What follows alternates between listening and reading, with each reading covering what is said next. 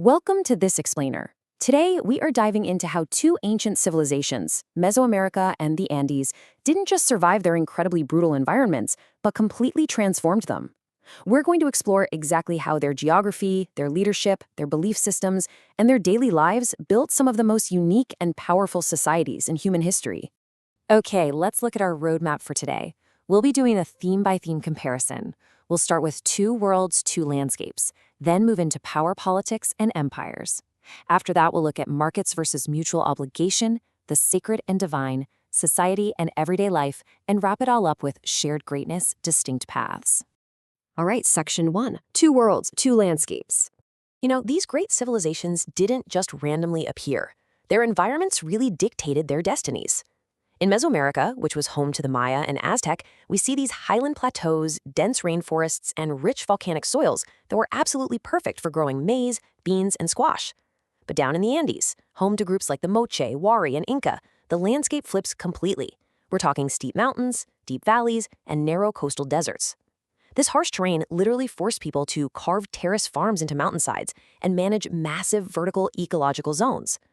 They had to coordinate everything from coastal fisheries all the way up to high-altitude pastures for their llamas and alpacas. So it makes it wonder, how does extreme geography actually shape human destiny? Well, the physical barriers in both of these regions, like the thick rainforests of Mesoamerica and those sheer mountains in the Andes, were the ultimate tests. But they weren't just obstacles, they were catalysts. They literally forced rulers to innovate brilliant, entirely new systems of communication, transportation, and local administration, just to keep their people connected and their societies running. That brings us to Section 2, Power, Politics, and Empires. The political responses to those massive geographical challenges, completely different. Mesoamerican politics were often defined by this loose, alliance-heavy network. The classic Maya had numerous independent city-states, like Tikal and Palenque, that were constantly trading and fighting with each other. Even the mighty Aztec Empire was essentially just a loose tributary system. The Andes, on the other hand, went in the exact opposite direction. The Inca developed one of the most highly centralized, tightly managed bureaucracies in the pre-modern world. It was run directly from their capital at Cuzco, complete with dedicated provincial governors and even relocated populations, just to ensure strict loyalty. Actually, what's really fascinating here is the global parallel. The Aztec strategy of demanding tribute but leaving the local chiefs and rulers in place wasn't totally unique to them. It brilliantly mirrors how medieval West African empires operated. Kings there allowed subordinate chiefs to keep their local authority as long as they acknowledged the supreme ruler and paid their tribute. It's an incredibly efficient way to manage a massive empire without needing a huge occupying force. But the Inca, they took a vastly different approach. To overcome that staggering Andean geography, the semi-divine Inca emperor built physical and administrative infrastructure that rivals the greatest empires in history. It's honestly astounding to think about.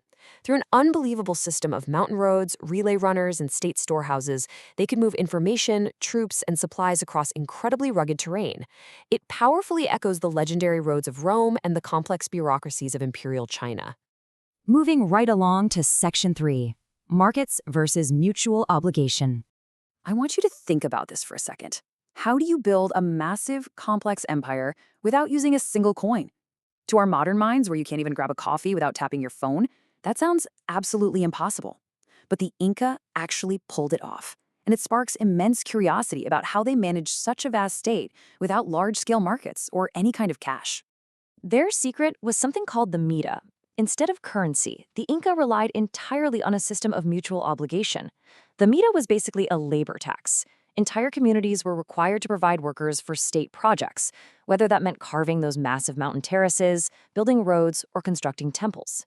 In return, the state redistributed specialized goods from different ecological zones, like highland potatoes or coastal cotton, ensuring that nobody starved. It was purely state-organized labor and ecological redistribution. Literally, no money required. Now, jumping back over to Mesoamerica, we see a totally different economic engine, chinampas. These were highly productive floating gardens built directly into the shallow lake waters surrounding cities, like the Aztec capital of Tenochtitlan. This ingenious farming method created a massive food surplus, and that surplus became the lifeblood of the city, funding everyone from craft specialists and soldiers to merchants and priests. So, to sum up the economic split, Mesoamerica leaned heavily into bustling, vibrant markets and long distance merchants trading luxury goods, stuff like obsidian, jade, cacao, and feathers. The Andes, however, thrived on that completely moneyless system. They relied entirely on state redistribution and local reciprocity to keep their massive empire unified and nourished. Section 4. The Sacred and Divine.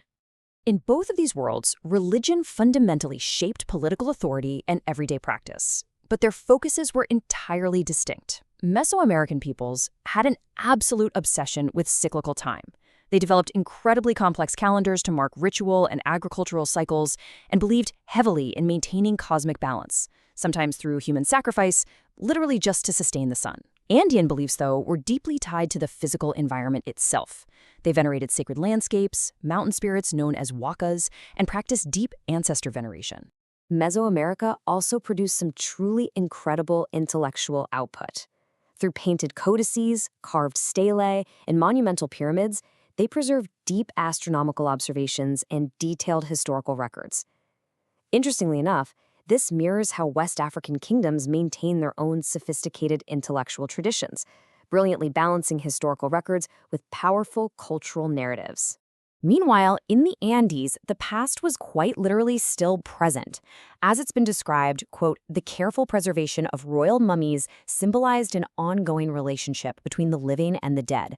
The Inca emperor actually used these mummies to tie the living population directly to divine ancestors.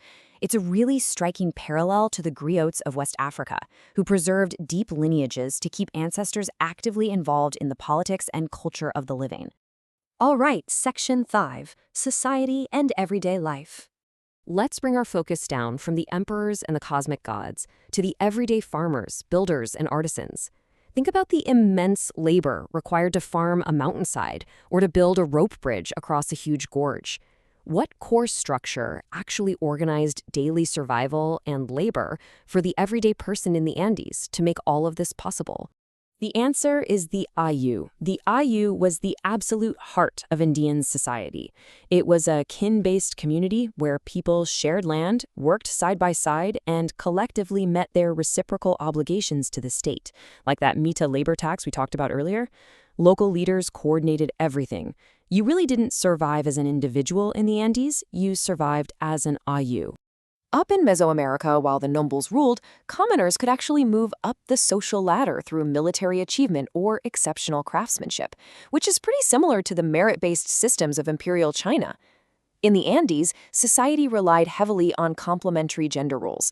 Men and women had distinct but equally essential jobs in farming and weaving, even though the politics remained male-dominated. But ultimately, both of these empires rested entirely on the interdependent labor of everyday people. And finally, Section 6, Shared Greatness, Distinct Paths.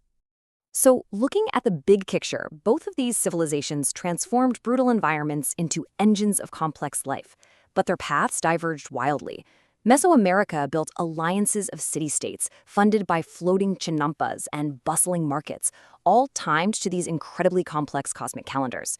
The Andes built a massive, centralized bureaucracy without any money, relying on terraced mountains, the mita labor system, and a deep reverence for the sacred landscape itself.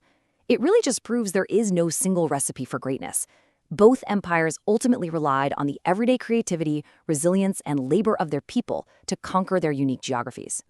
Which leaves us with a pretty provocative thought to end on. We've seen how extreme mountains and dense rainforests literally dictated the economies and governments of the ancient Americas. So how might our own surrounding environment, our geography, our access to resources, our climate, be silently shaping the political and economic systems that we completely rely on today? Thank you so much for joining me for this explainer, and keep questioning the world around you.